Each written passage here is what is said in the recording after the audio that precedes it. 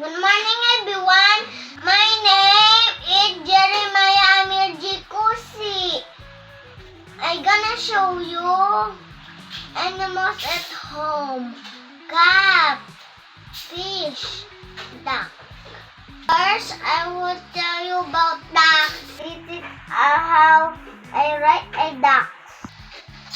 D.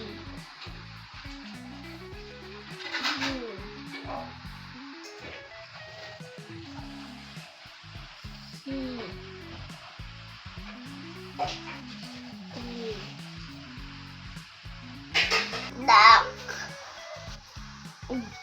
D U C K. The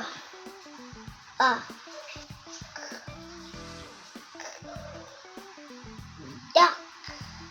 I can count all the ducks. 1, 2, 3. 3 ducks.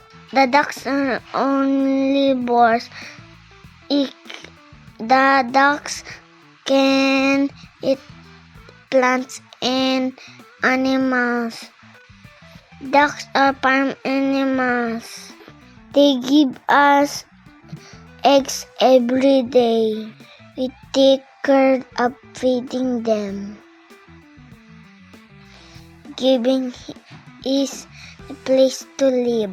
The ducks can be found the yard and the farm. Tatakbuhan ng itik sa bakuran o kaya sa bukid.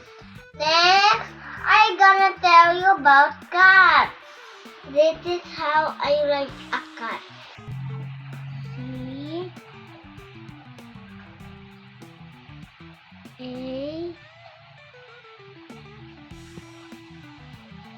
D I can read cat. I can count the cats we have. 1, 2, 3. We have 3 cats. They are omnivores because they eat rice and fish and meat. Cat can be pet and farm animals. I take care of feeding them. Giving is the place to live. Cats can be found our home and in the farm. Matatagpuan ng pusa sa aming bahay o kaya sa bukid. Lastly, I'm gonna tell you about fish. This is how I write fish.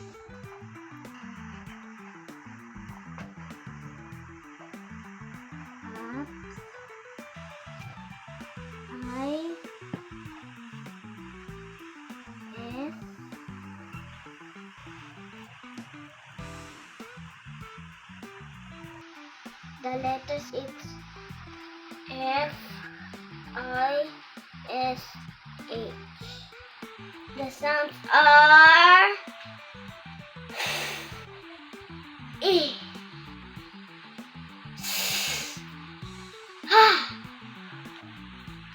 Fish. I can count all the fishes. 1, 2, 3, 4, 5, 6, 7.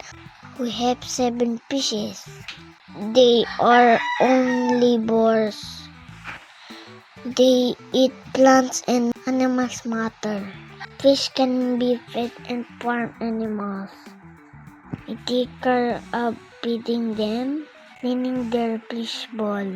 Fish eats aquatic animals. Found our home in the water, sea and river. Matatakbuhan ng isda sa aming bahay sa matubig tulad ng dagat at ilog.